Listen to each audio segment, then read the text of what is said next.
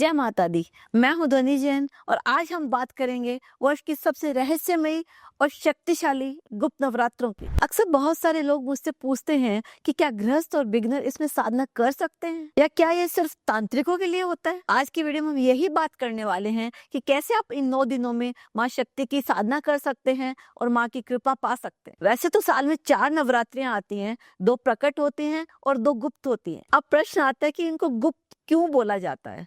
गुप्त का मतलब होता है कि जितनी साधना को आप हिडन रखेंगे, गुप्त रखेंगे, वो उतनी ही ज्यादा आपके लिए लाभकारी होगी। अब ये क्वेश्चन उठता है कि इसको इतना पावरफुल क्यों माना जाता है, क्योंकि इस टाइम के अंदर हम अपनी आंतरिक शक्ति को जगाते हैं। क्योंकि 10 महाविद्याओं की साधना इतनी इजी नहीं है, बहुत पावरफुल होती है और एक बिगनर के लिए इतने आसान नहीं है। इसीलिए हम इस वीडियो के अंदर एक बिगनर को कैसे साधना करनी चाहिए ये बताएंगे। अब चलिए हम जानते हैं कि 9 दिनों के अंदर हमें कैसे साधना करनी है और इसके लिए किन किन बातों का ध्यान रखना जरूरी है। तो सबसे पहले आता है संकल्प, कि इसमें हमें ये सोचना है कि हमें इन 9 दिनों में क्या करना है। पूजा करना है, मंत्र जाप करना है या दुर्गा सप्तशती के पाठ करने। इसके बाद आती है सात्विकता। इन 9 दिनों के दौरान आप अपने खान पान को शुद्ध रखेंगे, तामसिक भोजन से दूर रहेंगे। अब आते हैं हम मेन बात पर कि साधना कैसे करनी चाहिए। अब इसमें हमें इस बात का ध्यान रखना है कि गुप्त नवरात्रि के दौरान 9 दिनों तक अगर हम एक टाइम पर एक आसन पर बैठकर और एक ही मंत्र का जप करें तो वो बहुत पावरफुल हो जाता है और हमें सिद्धि प्राप्त करने में मदद करता है। अब आपको ये डिसाइड करना है कि आपको पूजा सुबह करनी है या शाम को करनी है, कौन सा टाइम आपके लिए सुटेबल रहेगा। वैसे तो गुप्त नवरात्रि के अंदर रात को 9 बजे से लेकर अगर 12 बजे के बीच में पूजा की जाए तो ज्यादा पावरफुल होती है। अब आप पूजा करने से पहले स्नान करके शुद्ध हो जाएं, उसके बाद आप एक चौकी लेकर उसके ऊपर लाल कपड़ा बिछाएं और उसके ऊपर माँ दुर्गा की प्रतिमा रखें और सामने घी का दिया जलाएं और अगर हो सके तो 9 दिनों तक अखंड ज्योत जलाएं। अब आप एक लाल आसन लेकर उस चौकी के सामने बैठ जाएं और 2-4 लंबी गहरी सांस लें और अपने मन को शांत करें और फिर आप अपने गुरु को याद करें। अगर आपके कोई गुरु नहीं है तो भगवान शिव को आप गुरु रूप में माने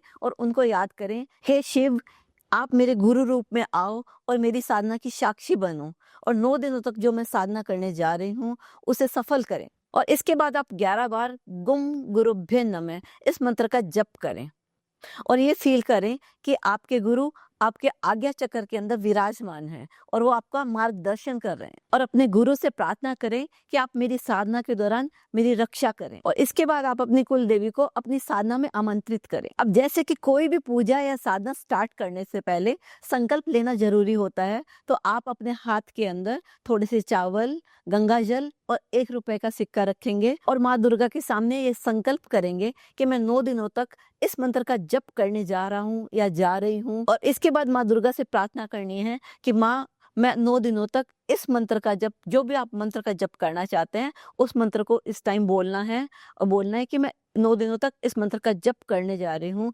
आप मेरी सहायता करना, मेरी रक्षा करना और इसके बदले में मैं 9 दिनों तक नमक ग्रहण नहीं करूंगी। अब आपको इसमें जो भी चीज छोड़नी है, नमक, चीनी या एक टाइम खाना खाना है या सिर्फ फलाहार पे रहना है, ये आपके ऊपर डिपेंड कर। देखो, जब भी कोई साधना करते हैं तो उस टाइम हमें अपनी सुरक्षा की बहुत ज्यादा जरूरत होती है, क्योंकि उस टाइम पर जब कोई साधना करता है तो इतना पवित्र हो जाता है कि जो भी नेगेटिव एनर्जी आसपास में होती है वो आपको कैच करने की कोशिश करती है, आपकी पॉजिटिविटी को लेने की कोशिश करती है।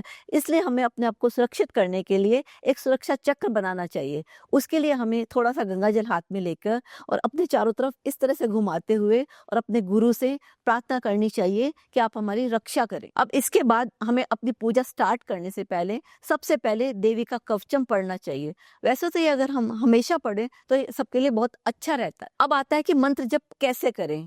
मंत्र को जितना मन में बोला जाए, जितना गुप्त रखा जाए, वो उतना ज्यादा पावरफुल हो जाता है। क्योंकि आप नए साधक हो, इसलिए आपके लिए ओम दुम दुर्गाय नमः इस मंत्र का जप करना सबसे बेस्ट रहेगा। अब इस मंत्र को आप जितना शांति से और अपने ब्रीथ के साथ में और जितना स्लो बोलोगे वो उतना प्रभावशाली होगा। जैसे कि एक लंबी गहरी सांस लो,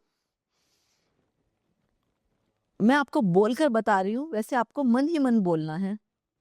एक सांस लो और अपनी सांस को यहाँ सिर के ऊपर अपने सहस्त्रा चक्र में लाओ और फिर स्टार्ट करो। ओम दुम दुर्गाय नमः और अपनी सांस को छोड़ दो और फिर से सांस लो ओम दुम दुर्गाय नमः।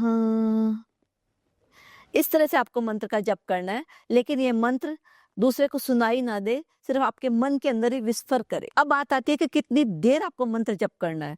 जब तक आपका मन लगे उतनी देर ही आपको मंत्र जप करना है, क्योंकि यहाँ नंबरों का कोई इंपॉर्टेंस नहीं है। जितना मन से करोगे उतना ज्यादा प्रभावशाली होगा। जब आपका मंत्र जब कंप्लीट हो जाए तो उसके बाद आपको माँ देवी से क्षमा याचना मांगनी है कि हे माँ, इस मंत्र जप के दौरान, मेरी साधना के दौरान मुझसे कोई गलती हुई हो तो मुझे क्षमा करें, क्योंकि मैं तो अज्ञानी हूँ, मुझे तो कुछ पता ही नहीं है। जो करवा रहे हैं आप ही करवा रहे हैं। और फिर उसके बाद आपको अपने गुरु को धन्यवाद करना है कि हे गुरुदेव, आपने मुझे साधना कराई, इसके लिए आपको धन्यवाद, और जो आपने मुझे साधना कराई है वह आप ही को अर्पित। अब आपको 9 दिन तक इसी तरह से सेम टाइम पर और सेम आसन पर बैठकर और सेम मंत्र का जप करते हुए इसी तरह से साधना को करना है। तो आशा करती हूँ कि आपको ये साधना का तरीका समझ आया होगा।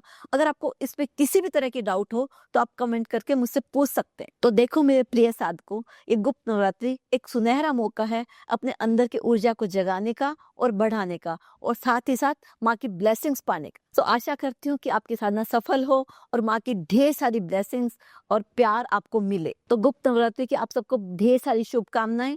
मिलते हैं अगली वीडियो में। जय माता दी।